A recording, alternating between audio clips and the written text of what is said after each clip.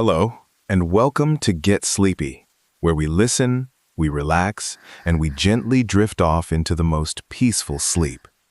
I'm your host, Thomas. Thank you so much for tuning in tonight. We'll be sharing a beautiful, dreamy retelling of a timeless tale of kindness, inner beauty, and the quiet magic that can transform even the darkest of hearts.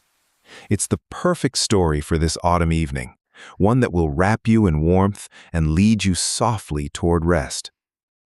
Let's take a moment right now to settle in together.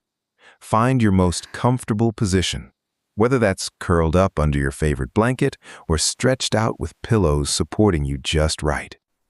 Let any lingering unease in your body or mind begin to fade away. Make yourself completely comfortable, and as you ease into this stillness, allow your breathing to draw out a little longer, especially on the exhale. Focus your attention, as much as you can, on that slow, steady rhythm of the airflow. Let it become a mindful and soothing anchor for you tonight.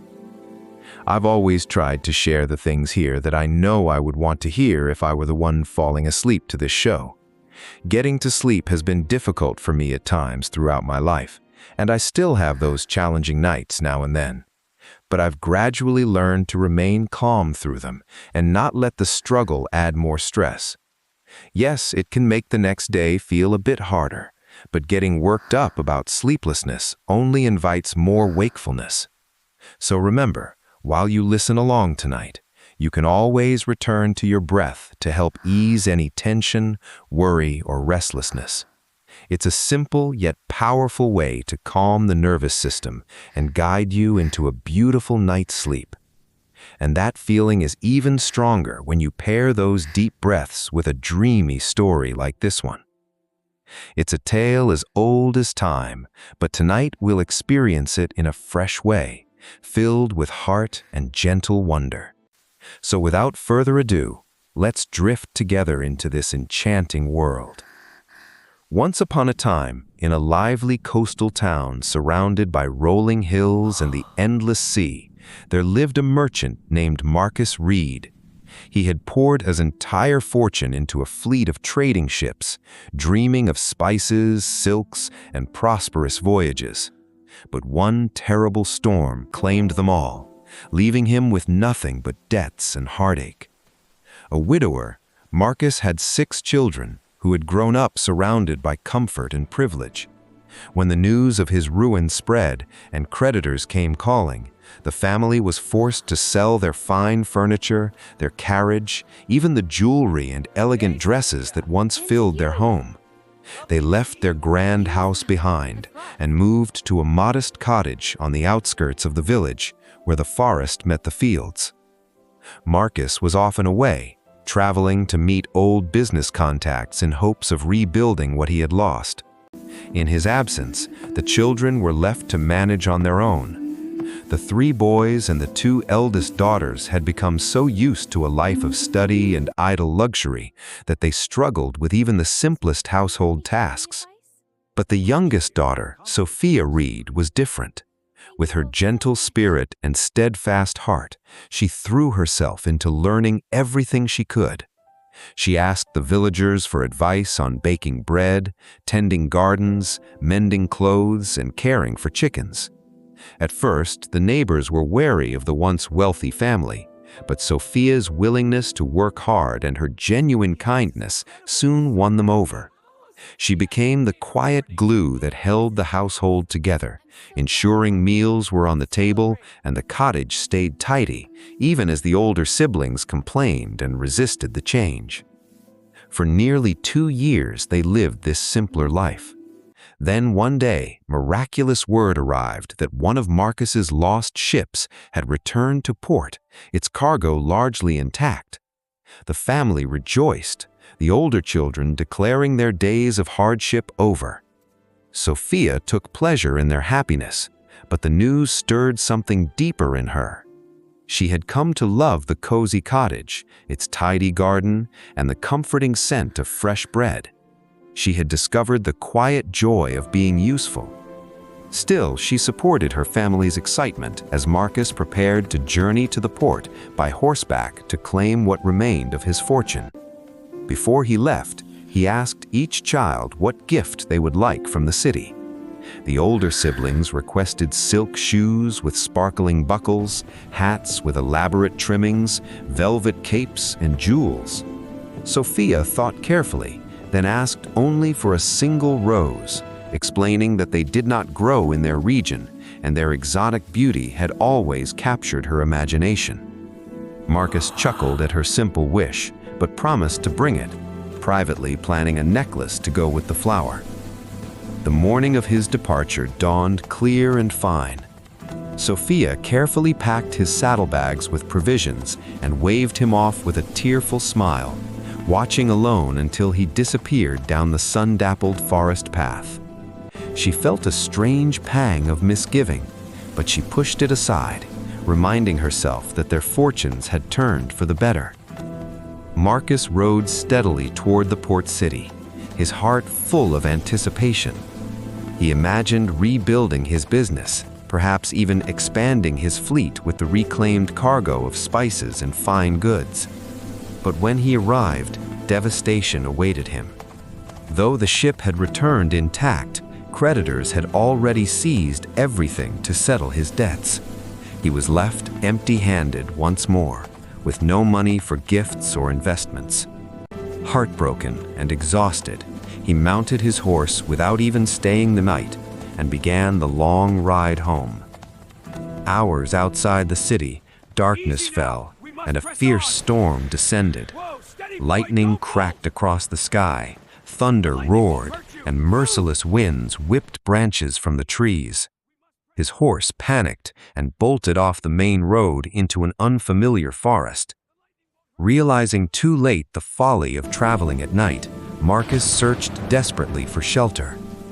After what felt like endless wandering through the gale, a tall stone wall rose before him.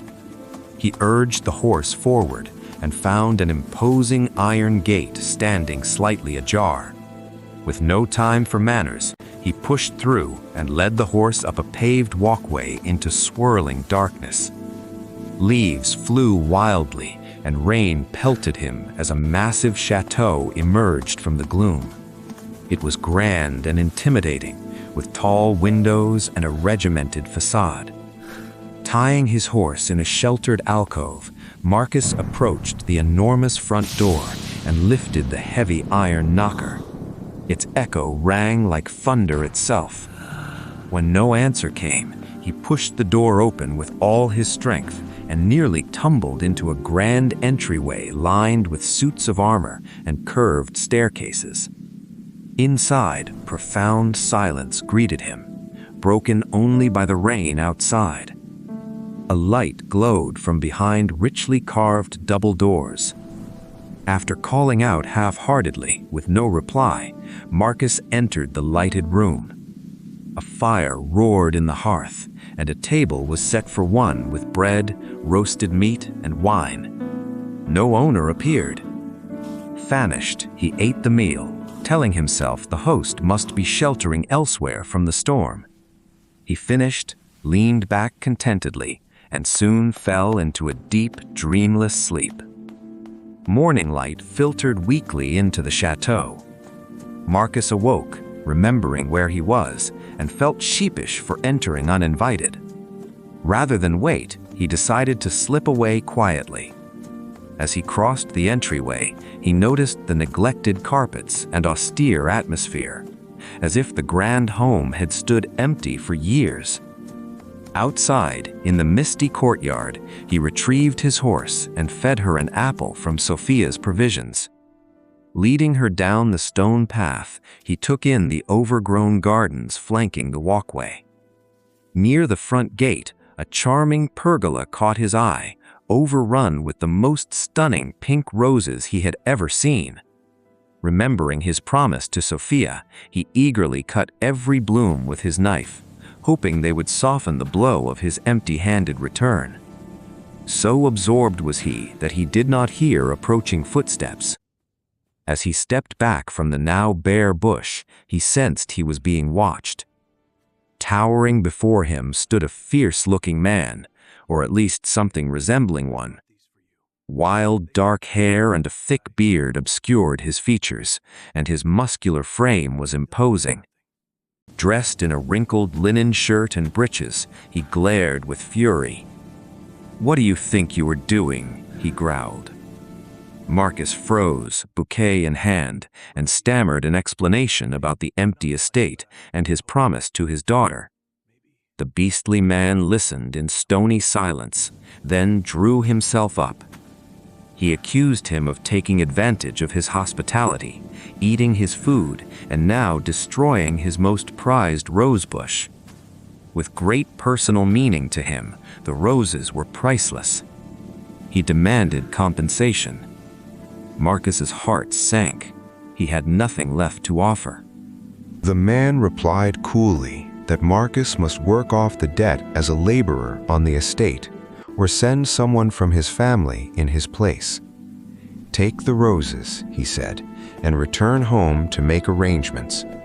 One of them must return within a week, or he would come looking." With that, the man turned and strode back to the chateau without another glance. Marcus rode home slowly under bright daylight that felt out of place with his heavy heart. He arrived late that night to excited children expecting gifts. Instead, he offered each a rose.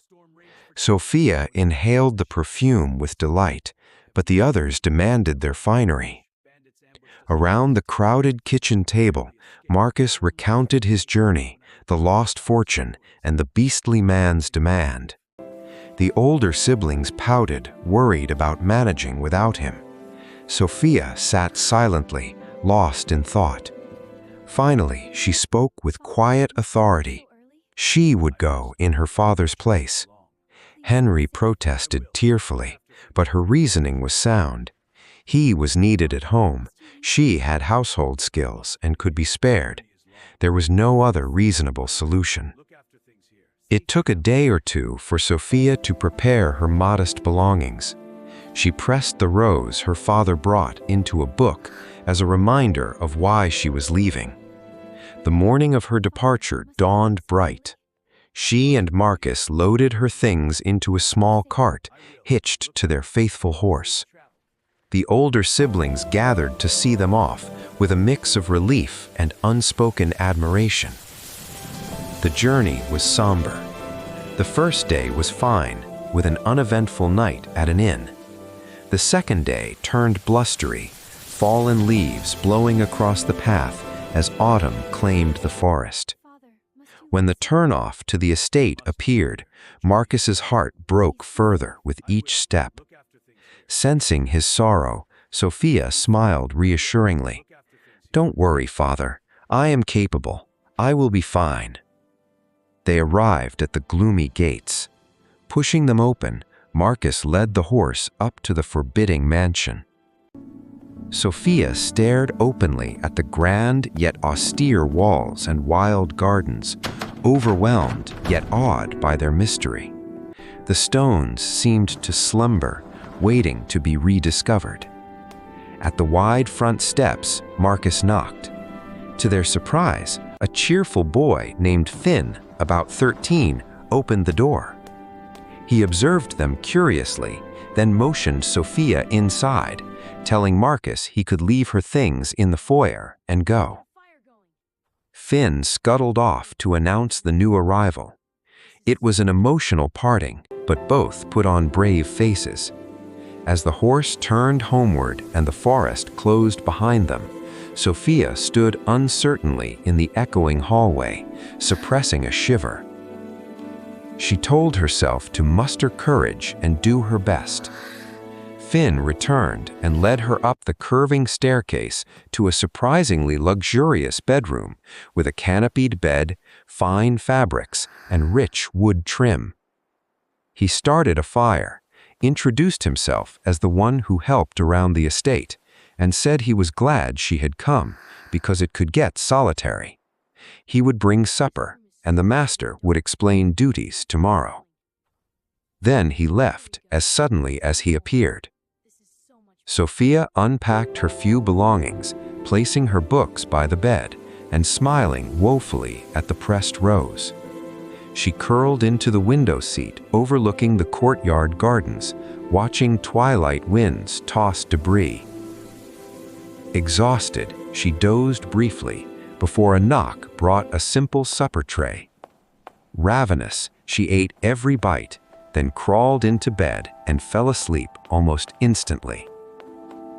That night, she dreamed strangely of walking dark halls, following a large dog that vanished into rooms.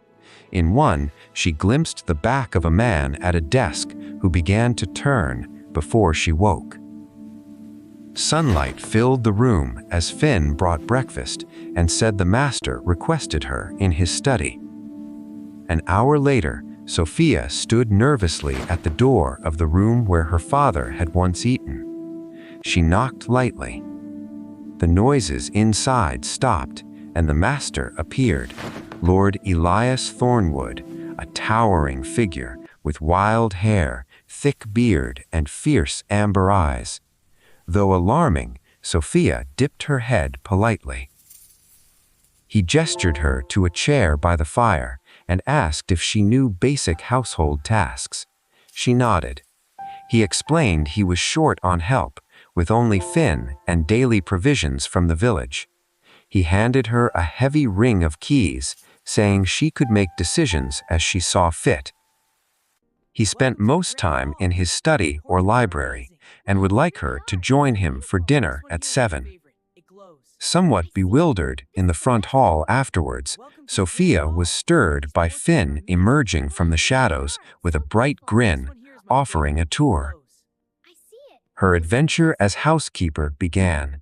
She learned Elias lived alone for many years, feared by locals due to his appearance and whispered unkind stories. Finn started as an errand boy, but grew to love the man behind the visage, insisting his bark was worse than his bite. He returned to his family home at night. The chateau was neglected, most rooms unused and dusty for decades. Sophia's keys opened bedroom after bedroom, covered in sheets, piled with cobwebs and forgotten belongings. But the few daily rooms, the kitchen, study, entryway, and especially the marvelous library, were her focus. The library astounded her. High ceilings, gold trim, bookcases to the ceiling with rolling ladders, volumes in every color, begging to be read. Tables held open books, and worn leather armchairs spoke of long hours.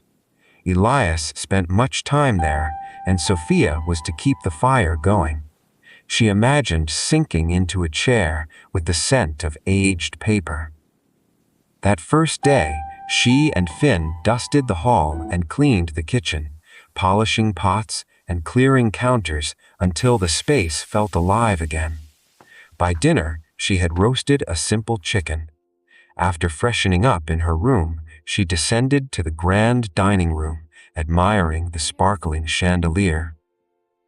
Elias appeared awkwardly, nodding in greeting. He commented on her hard work and was glad for the help. He asked her to call him Elias, jesting darkly that he was lord of nothing but dusty relics. He apologized for the circumstances, but hoped she would be comfortable, glad of the company. Sophia nodded, then asked about tidying the library. He agreed and offered she could borrow any book, quoting Descartes on reading as a conversation with the finest minds. Surprised by his civilized words, Sophia observed him quietly, her view of her situation beginning to soften. Perhaps this twist of fate held intriguing secrets. The next day, while dusting stacks in the library, Elias appeared and asked her not to disturb his research piles. He recommended a volume by Socrates, winking humorously about awareness of ignorance being the beginning of wisdom. Sophia admitted feeling unequal to such works from her humble background, but he encouraged her. She asked if villagers could tidy the gardens before winter. He agreed if Finn could find anyone willing, noting most feared him due to outlandish tales. When Sophia asked how he bore the unfairness, he reflected that he once was vain and foolish, and the scorn was payment for his folly. She did not press further, but resolved to learn more. Sophia quickly adjusted to her new life, and even came to love it. By gentle persuasion, Finn hired a few village men to clear the gardens, though she instructed them not to harm the special rose bush planted by Elias's mother. She overheard their cruel talk, calling him a monster, and rushed to close the window, but Elias waved it off, saying he was used to it. When she asked how he tolerated such unfairness, he quoted Shakespeare about not letting a furnace for your foe singe yourself, suggesting she read his plays. Despite the work, she explored the house with her keys, discovering elegant but dusty bedrooms, and one special ladies' chamber still full of powder jars, perfume bottles, elaborate wigs, silk dresses, and glittering necklaces. It felt like a portal to happier times. She faithfully wrote reassuring letters to her father, which Finn delivered, and soon sent money home, after Elias insisted on paying her a salary, saying the rose damage was more than made up for. As housekeeper, she felt she had found her calling, with organization, excellent company, and the library as her joys. Occasionally, she saw Elias differently in reflections or conversations, his features seeming harmonious before blinking back to his fearsome look. She wondered if the chateau's magic affected her mind. When winter beggars came, unlike the village custom of turning them away, Elias had her give them coins.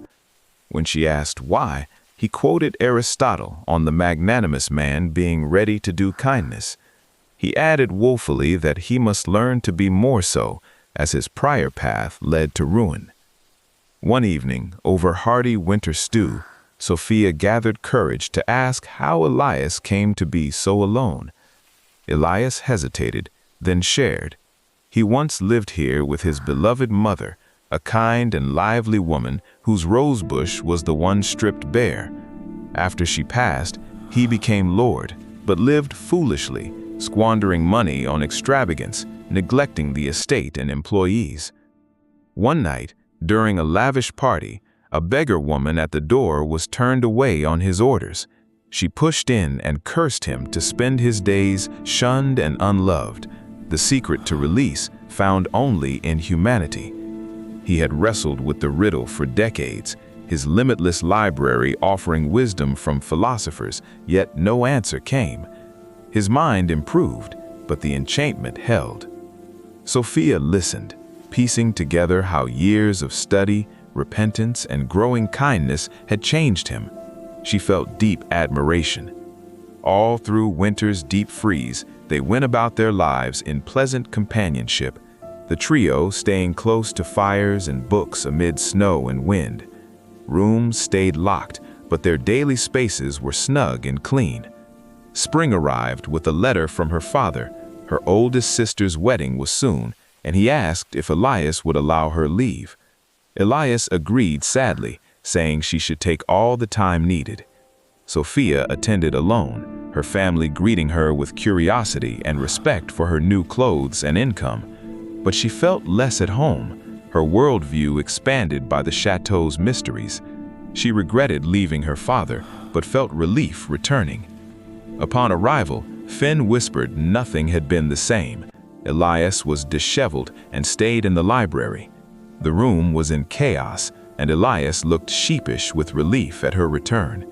She set everything right in days, and his mood improved. Gabriel begged her never to leave again, as the Lord sank into terrible melancholy without her. With spring bursting everywhere, Sophia was glad for the cleared gardens now blooming in rainbows. She and Elias took to reading afternoons in the pergola, releasing Finn early for his own enjoyment. Life felt fresh and new. Near summer, another message came, her other sister's wedding. Torn between family duty and not wanting to leave Elias, Sophia suggested he escort her. He was aghast, citing how people reacted to him, but she countered that her distant village would not know the tales.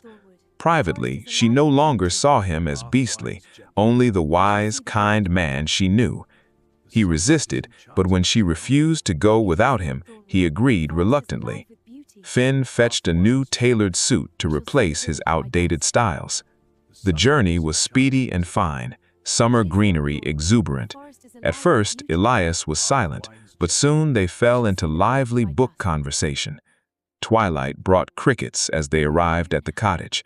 The family gawked rudely, though Marcus greeted politely. At the church the next day, stares and whispers filled the ceremony. On the village green afterwards, the festive atmosphere of punch, cakes, and wildflowers felt distant to them. Neighbors who once helped Sophia now whispered behind hands. No one spoke kindly to Elias. Her family ignored them. Overhearing cruel jokes about his face and courting his maid, Sophia had enough. She set down her punch and announced to the gathering that she had brought him believing them good people, but she was ashamed. They were unworthy of his notice. Elias was a better man than any there. She would choose him 100 times over. Silence fell. As she turned to him, the strangest thing happened. His beastly form shimmered away, revealing a handsome, dignified man smiling gratefully. No matter how she blinked, the change held. The villagers behaved as if nothing unusual occurred, greeting him warmly. A veil had lifted. This quiet triumph was how Elias was finally released from his enchantment. All those years seeking answers in books, he had misunderstood the curse. The lonely decades of becoming kinder, more generous and forgiving created the humanity that won Sophia's heart and broke the spell. Not long after, they sat together under the pergola, admiring the rosebush blooming abundantly once more. Twilight descended, crickets serenading as Elias reached into his pocket and pulled out the very sapphire ring Sophia had secretly admired in his mother's chamber. "You were the only person who took the trouble to know me as I really was," he said. Then quoted Copernicus, that in the middle of everything is the sun. You have become that sun.